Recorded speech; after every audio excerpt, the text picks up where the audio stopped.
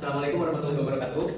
Kami dari kelompok 6B ingin mempresentasikan hasil penelitian kelompok kami yang berjudul analisis tingkat kapabilitas proses tata kelola teknologi informasi pada website Superdesa di Kabupaten Ciamis menggunakan framework COVID 2019.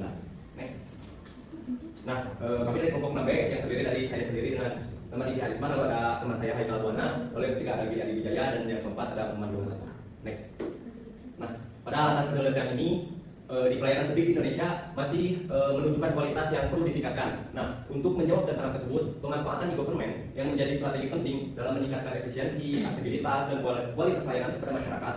Nah, khususnya di Kabupaten Ciamis ini, Diskominfo dan Disdukcapil berkolaborasi mengembangkan layanan digital Superdesa sebagai platform administrasi kependudukan berbasis terpusat. Nah, agar layanan digital ini berjalan efektif, dibutuhkan tata kelola teknologi. Di sini yang pertama adalah penelitian, pelayanan publik di Indonesia masih menunjukkan kualitas yang perlu ditingkatkan. Nah, untuk menjawab tantangan tersebut, pemanfaatan e-government menjadi strategi penting dalam meningkatkan efisiensi, aksesibilitas, dan kualitas layanan kepada masyarakat. Di Kabupaten Ciamis ini, Diskominfo dan Disdukcapil berkolaborasi mengembangkan layanan digital, yaitu Superdesa sebagai platform administrasi kependudukan berbasis terpusat. Agar layanan digital ini berjalan efektif, dibutuhkan tata kelola teknologi informasi yang baik, terstruktur, dan selaras dengan tujuan organisasi.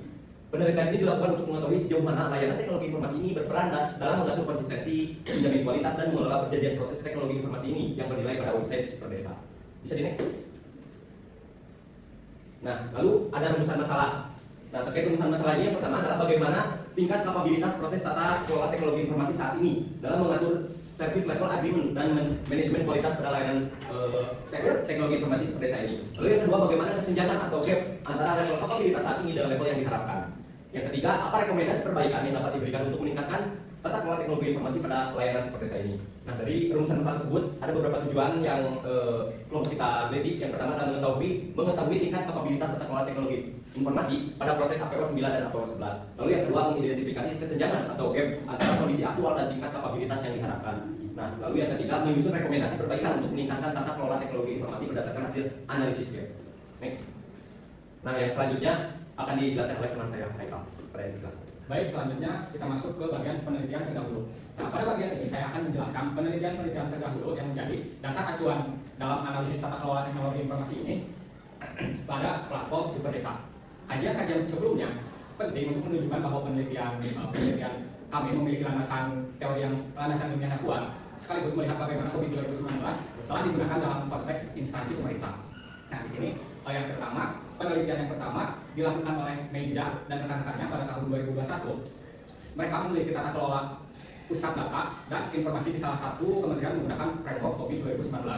Penelitian ini menunjukkan bahwa COVID 2019 sangat efektif sebagai alat evaluasi karena mampu memberi ukuran yang objektif terhadap tingkat kapabilitas dan kematangan proses tata kelola informasi di sektor publik.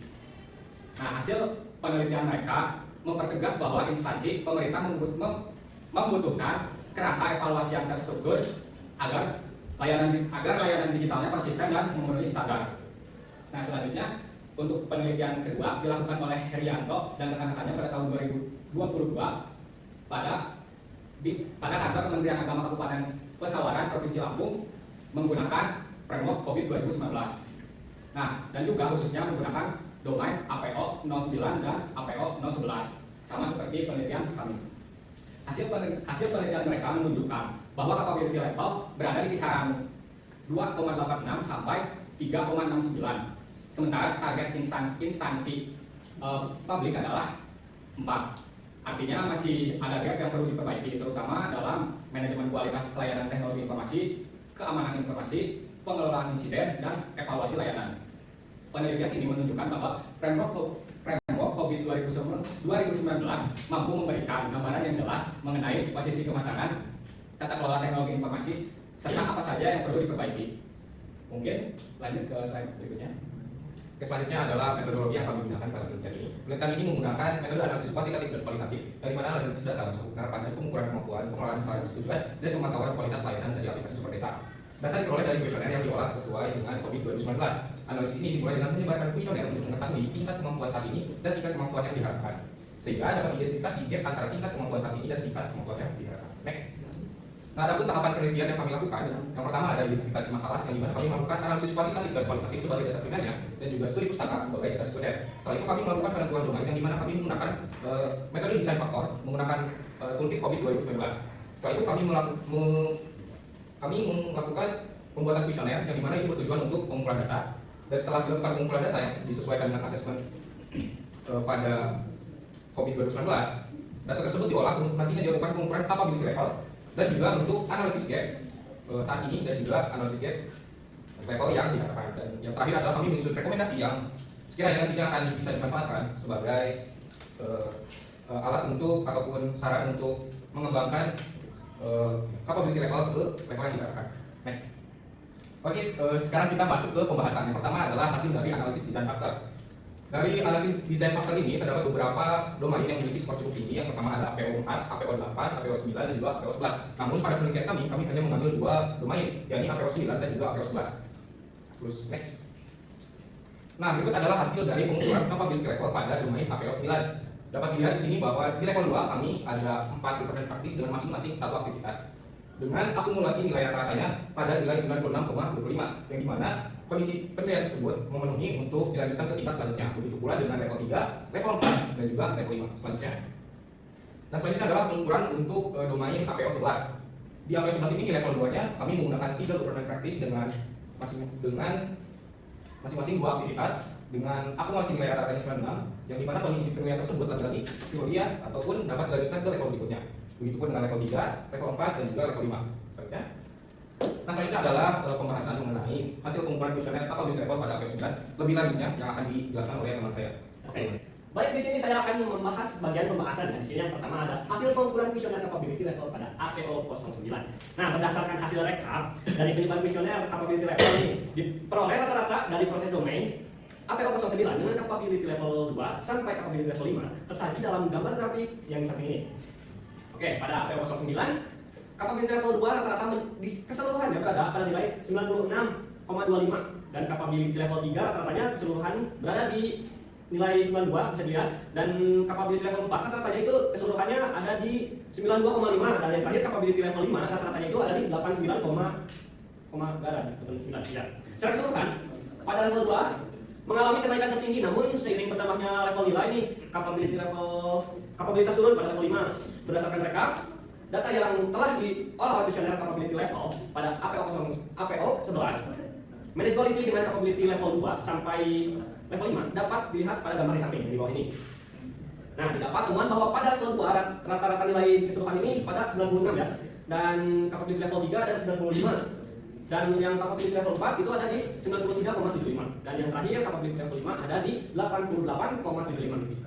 Nah, secara garis besar pada hasil kuesioner ini mengalami penurunan yang disebabkan oleh pengujian yang semakin kompleks, terutama pada level 5 pada penilaian subdomain yang berpengaruh pada hasil rata-rata akhirnya. Lanjut.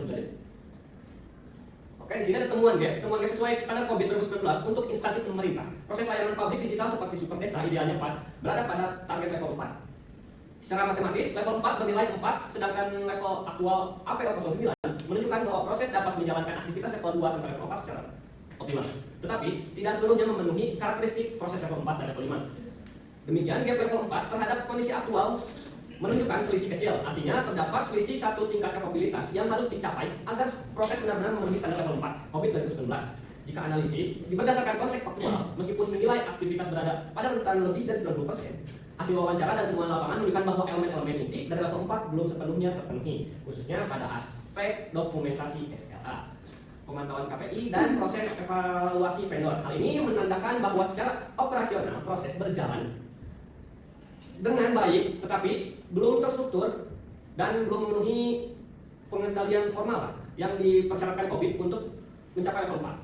Dengan demikian, gap APO 09 dapat disimpulkan sebagai gap sama dengan 1, yaitu ketidakterpenuhan pengelolaan layanan secara kuantitatif dan terstandar, sama seperti APO 09. Lanjut. Ini yang APO 11.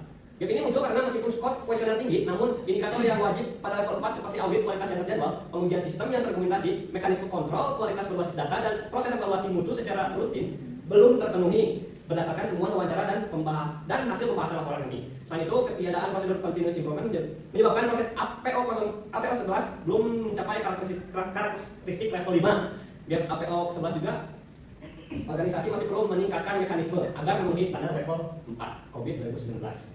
Oke, boleh lanjut. Nah, rekomendasi akan dibahas oleh teman saya. Dari pembahasan capability level dan temuan GAP, di sini dapat kita lihat yang rekomendasi, yaitu terdapat dua, yaitu ada rekomendasi APO 09 dan rekomendasi APO 11. Nah, untuk rekomendasi APO 09 ini, yaitu organisasi perlu membuat SLA yang lebih lengkap, mencakup standar layanan, waktu respon, waktu pemulihan, dan indikator kinerja yang terukur.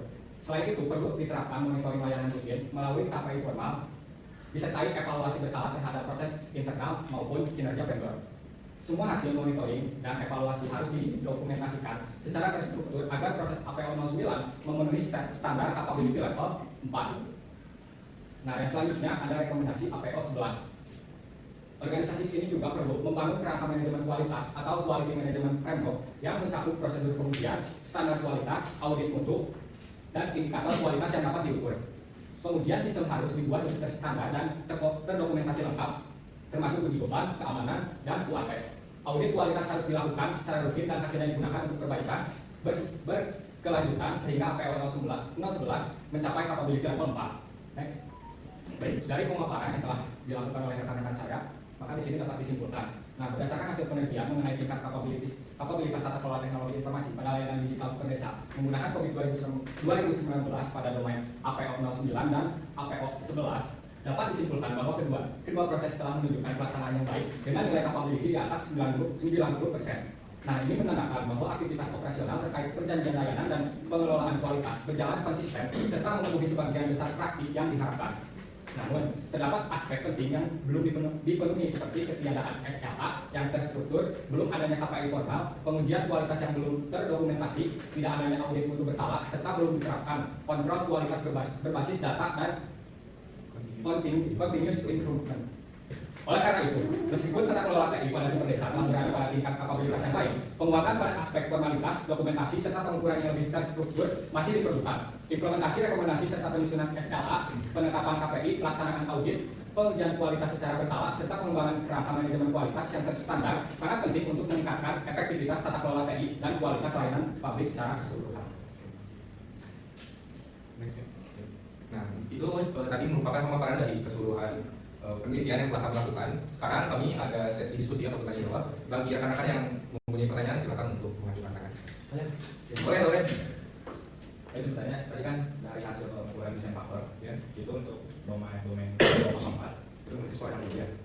Nah, kenapa domain tersebut tidak dipilih? Terus dan hanya menggunakan dua domain saja, yaitu APO 09 dan APO 11. Nah juga, apakah dengan memilih dua domain itu bukan berpotensi menimbulkan bias dan kekurangan dalam cakupan auditnya? Oke, baik.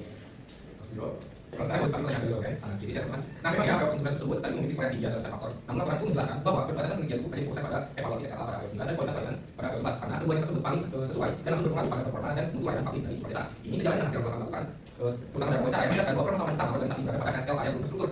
Jadi mana artinya pemilihan APO 9 dan APO 11 bukan didasarkan pada skor tinggi, semata tapi prinsip layanan dan relevansi terhadap produk inti layanan super desa dari sisi. Nah, dari sisi audit ini tidak menimbulkan bias ya karena cakupan itu dipersempit disesuaikan sesuai dengan materialitas area yang paling berdampak pada kualitas layanan publik. Itu mungkin jawaban dari saya. Apakah sudah cukup dan puas? Puas. Terima kasih. Mungkin satu lagi ya pertanyaannya. Apakah ada? Boleh, Mas Rida? Baik, izin bertanya. Jadi super desa ini melibatkan organisasi apa aja tadi? Nah, untuk pengelolanya sendiri ada dari Diskominfo dan untuk apa sih namanya adminnya, super adminnya ada di Capil dan usernya tersebut ada dari desa-desa yang berada di Kabupaten Ciamis. Gitu. Nah, jadi Diskominfo ini sudah menerapkan continuous improvement enggak terhadap si super desa ini? Nah, terus kalau misalkan belum konsekuensi terhadap level 5 supaya kepada level 5 itu gimana?